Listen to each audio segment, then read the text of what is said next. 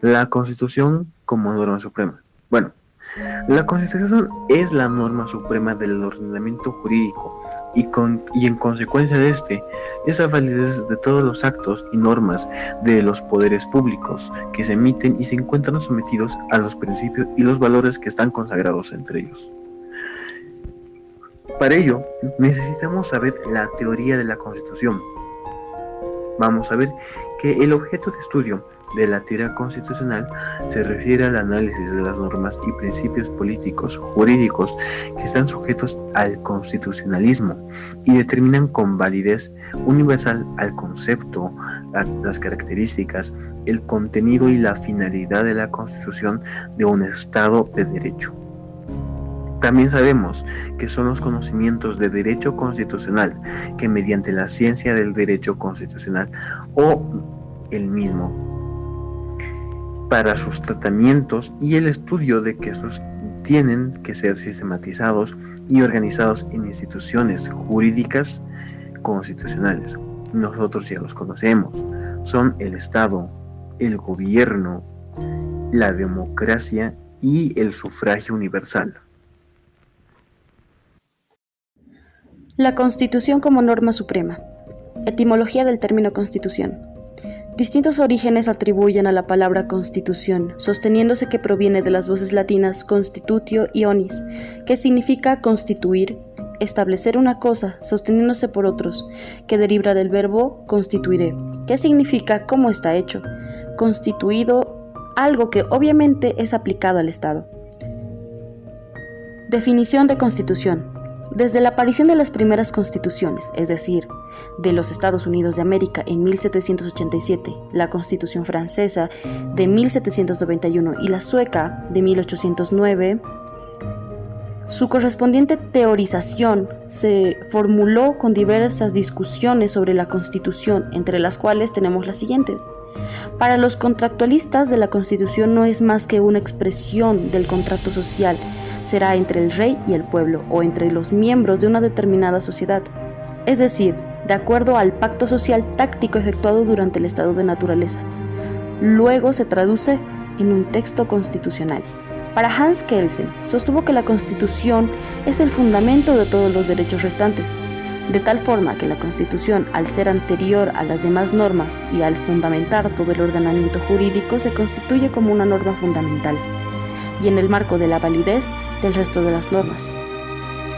Para Carl Smith, fundador de la escuela decisionista, la Constitución es el resultado de una decisión política, de forma que el fundamento y la fuerza normativa del texto constitucional no se encuentra en el ámbito jurídico, sino en el político. Por parte de Daza Ordaz, sostuvo que la Constitución era y es un código fundamental. Para Quiroga Lavie, la Constitución es un conjunto de costumbres, valores y normas fundamentales, no sancionatorias, que deben desarrollarse por el legislador ordinario, o por ende, no aplicables de forma directa, pues, en cuanto establecen sanciones, serían normas de naturaleza penal, civil, pero no constitucional. Asimismo, aclaramos que el concepto de constitución varía según el tipo de constitución que se admita. Así, por ejemplo, si se parte de un concepto de constitución real, el concepto accedería al ámbito jurídico, ingresando al ámbito sociológico, político, económico, etc. Diferencia de la Constitución con otros conceptos jurídicos. Una Constitución, en sentido estricto, no es equivalente a la Carta Magna. Es un instrumento normativo de derecho inglés que históricamente constituye una concesión de privilegios que el rey concedió a parte de sus súbditos. En cambio, la Constitución en esencia está vinculado a la teoría de la soberanía popular que permite a los propios ciudadanos a organizarse y a reconocer sus derechos y garantías.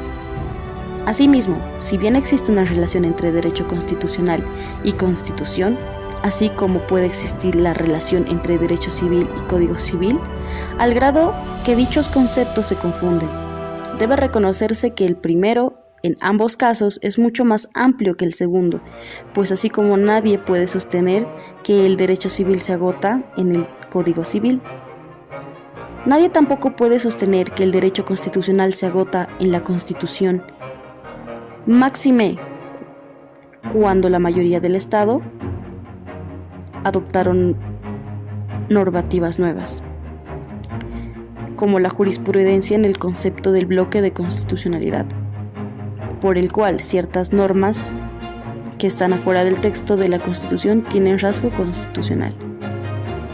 Finalmente, la Constitución, entendida como una norma diferente al determinado constitucionalismo, que se constituye en un movimiento político liberal que rechaza la regulación de la estructura fundamental del Estado mediante costumbres y que vio en la Constitución el medio más eficaz para institucionalizar el poder del Estado. Caracterización de la norma constitucional. Básicamente, toda norma constitucional puede clasificarse de la siguiente forma.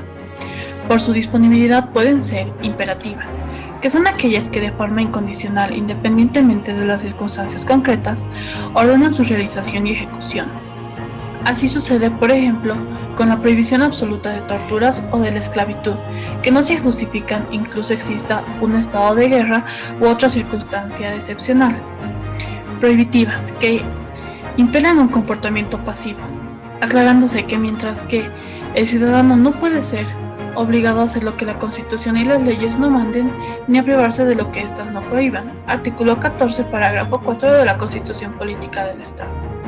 Para el servidor público en general o la persona privada que ejerce una función pública con autoridad, la lógica es totalmente contraria, de tal forma que la competencia o atribución no otorgada expresamente por la Constitución y la ley se entiende que está vetada o prohibida. Artículo 122 de la Constitución Política del Estado.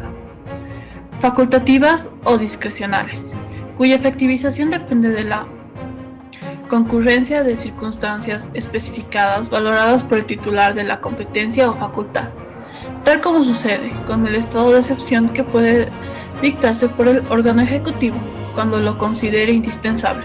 Sin embargo, dicha potestad no es arbitraria en razón a que en este caso concreto el órgano ejecutivo debe fundamentar comprobable la existencia de peligro para la seguridad del Estado, amenaza externa, conmoción interna o desastre natural, referidos por el artículo 137 de la Constitución Política del Estado.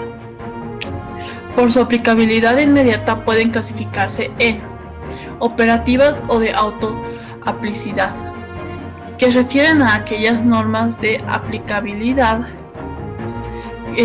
incondicional que para su cumplimiento o ejercicio en caso de reconocer facultades no dependen de la emisión de leyes o la formulación de políticas de gobierno, siendo además directamente justiciables, es decir, invocables ante los tribunales. Así sucede, por ejemplo, con el derecho a la vida o el derecho a la integridad personal, que no requieren ser desarrollados por normas para su cumplimiento inmediato. No operativas o pragmáticas, que son aquellas que requieren para su efectivización el desarrollo de normativa o políticas gubernamentales. Así, por ejemplo, el derecho a la seguridad social, artículo 36, parágrafo 1 de la Constitución Política del Estado, que previamente a su efectivización requiere que el gobierno de turno determine y diseñe su alcance y configuración. En este tipo de normas, la justiciabilidad únicamente alcanza la declaratoria de la inconstitucionalidad por omisión. En el contexto de una transición constitucional, debe identificarse en cada caso concreto las normas operativas de las normas programáticas. Por ejemplo, el derecho a la petición, contenido en el artículo 24 de la Constitución Política del Estado, es operativa y por lo tanto de aplicación incondicional. En cambio, la posibilidad de una población a constituirse en autonómica dependerá de la Ley del Marco de Autonomías y de Descentralización, referido por el artículo 271, parágrafo 1 de la Constitución Política del Estado, por lo que el régimen para su efectivización requiere desarrollo legislativo. Por otra parte, y como lógica consecuencia, la diferenciación entre normas operativas y programáticas incide en su justiciabilidad, es decir, en la capacidad para reclamar ante órganos jurisdiccionales su cumplimiento, y afecta a la aplicación de la norma en el tiempo, pues en general las normas programáticas tienen fuerza normativa desde el desarrollo de la legislación o políticas públicas.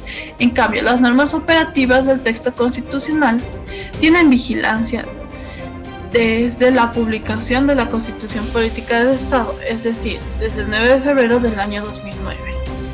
Asimismo, indicar en este punto que las normas constitucionales, a la vez de tener un carácter político al determinar la organización fundamental del Estado, también tienen un carácter normativo, aspecto que las caracteriza como coercibles y de aplicación directa, y que si bien no están sujetas al principio de retroactividad, cuando de manera expresa e inequívoca lo disponen ante un periodo de transición constitucional, también la anterior Constitución Política del Estado tiene efectos ultraactivos en razón a la necesidad de realizar una transición constitucional progresiva y ordenada, y por el principio de seguridad jurídica.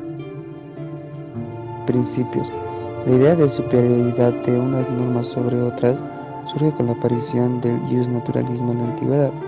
En el ámbito estrictamente constitucional puede afirmarse que en general una norma puede fundamentarse a sí misma, así mientras que la Constitución se explica en el concepto de poder constituyente. Todas las demás normas se explican en la Constitución debido a que define el sistema de fuentes normales del derecho, es decir, la Constitución es superior, por ejemplo, a una ley cualquiera debido a que determinada autoridad competente permite dicha ley. Por ello, toda Constitución es cultivamente diferente al resto de las normas infraconstitucionales, no solo por las formalidades existentes en su promulgación. A partir del principio de supremacía constitucional se desarrolla el concepto de principio de jerarquía normativa, desarrollado por la Constitución cuando el artículo 410, numeral 2, establece que la aplicación de las normas jurídicas se regirá por la siguiente jerarquía normativa: Constitución Política del Estado, tratados internacionales, leyes internacionales y decretos. Estructuras clásicas de la Constitución. En toda Constitución se puede identificar las diferencias de sus partes esenciales de un texto constitucional.